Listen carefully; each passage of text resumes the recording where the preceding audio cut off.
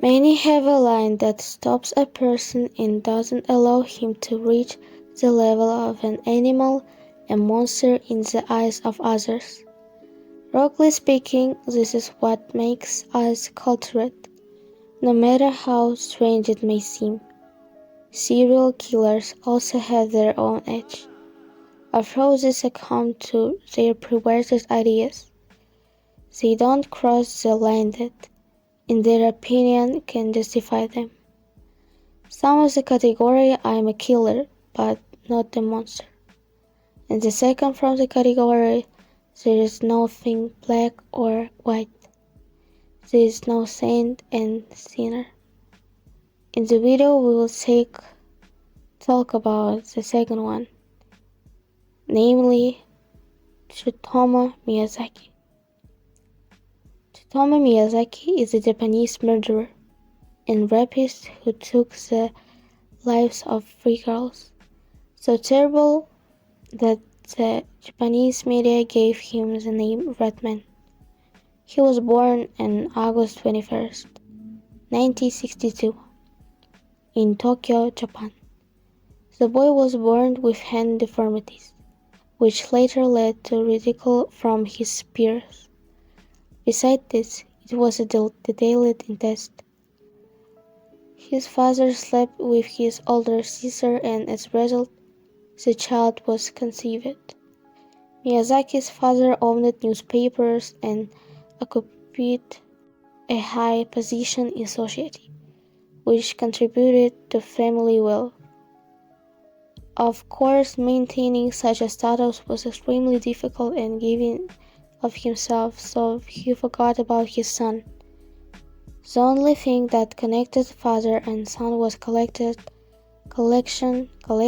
of photos, cameras, and this component will be very important in the future.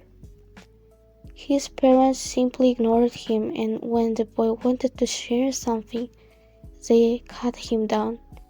They ignored him so much that he wanted to commit suicide. Shakichi. That is Tsutomu's grandfather, the one who was the best friend and who cared about Tsutomu. At this age, he developed an interest in manga, anime, and something like that, which later developed into addiction and mania. At school, he faced insults about his hands, and every year he became more and more insecurities. As his classmates described him, like Miyazaki Tsutomu was a quiet boy. He had no friends and he didn't even think about like that, because out of complexes he said goodbye to them. So he worked out towards his dream of becoming an English teacher, but the child's parents did not support this. And at puberty he wanted the attention of girls and tried to start conversation with them. But someone spread a rumor that Tsutomu had a small penis with a pencil, which caused a lot of ridicule. Gradually the sweet boy became cold, closeted, and distant. Miyazaki grew up without attention and love, warmth, and other things, and began to take out his anger on animals. He strangled people and tortured them in every possible way, and once boiled a cat alive in boiling water. Over the 3 years passed, he stopped studying and his dream began to fade. All his time he lived in another world drawing his manga. School grades noticeably worsened relation with his parents. He despaired of his own uselessness. Upon entering college, he began working in his father's darkroom. Namely, he was engaged in photographs and photograph equipment. In the future, he will use his skills for his perverted ideas. In college, he was also quiet and never missed a sport match and always watched the teams from the stands. especially where the girls were. He was photographing the game, but as it turned out later, he was photographing the girls, trying to take, as he said, a photo of the crutch.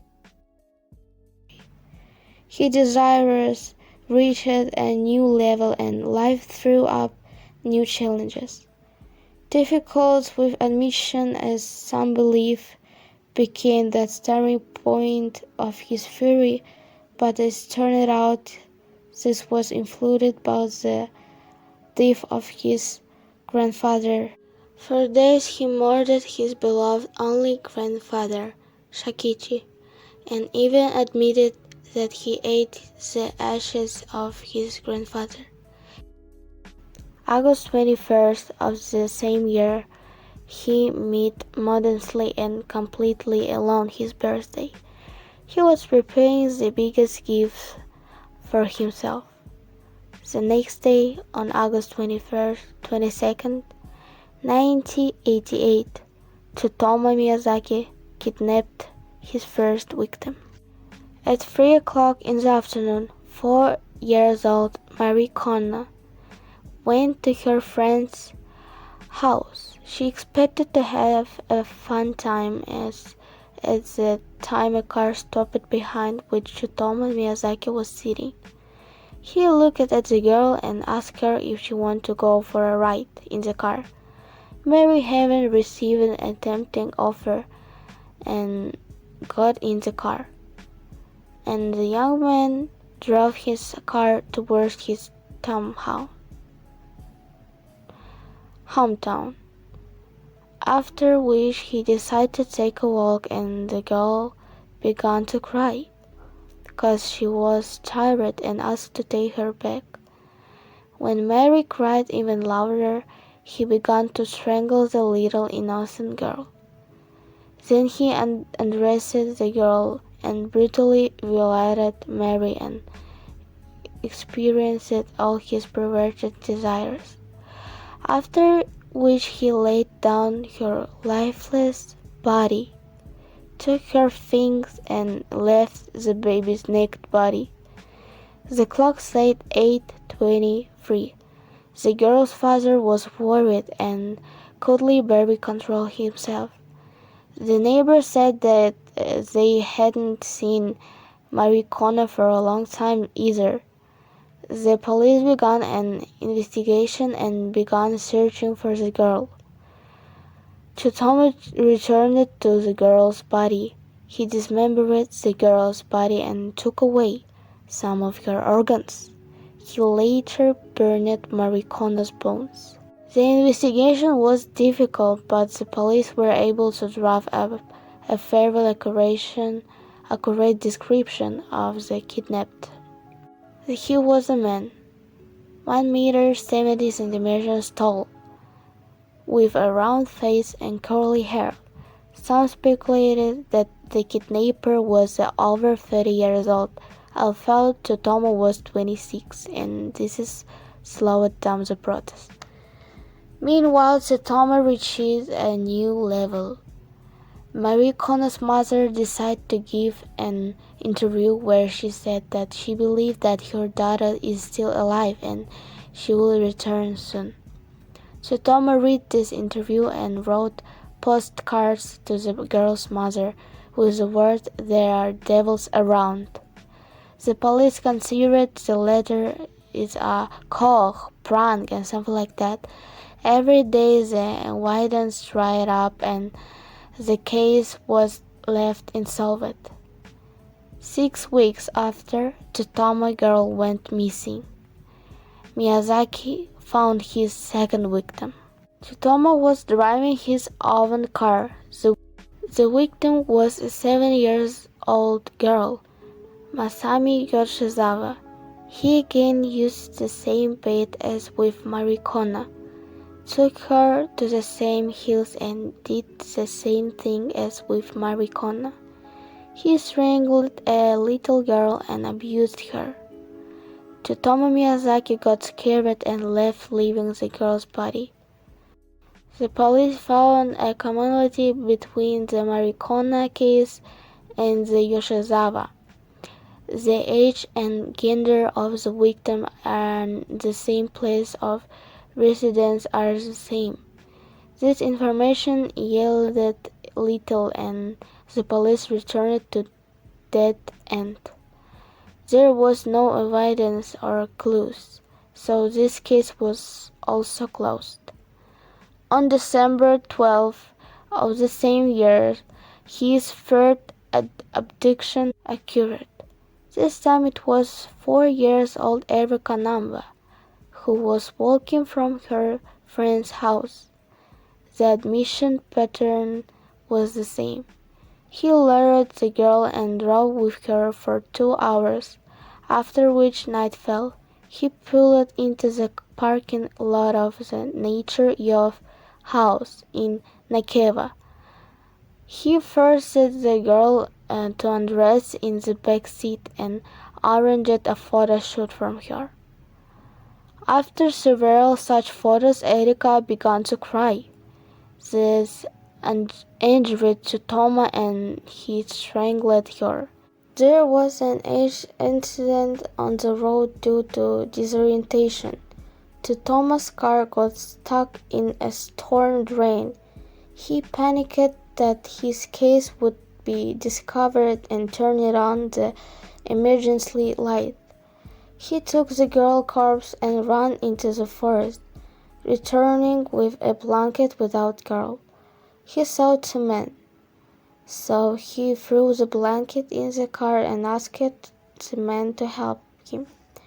Erica's parents informed the police about this.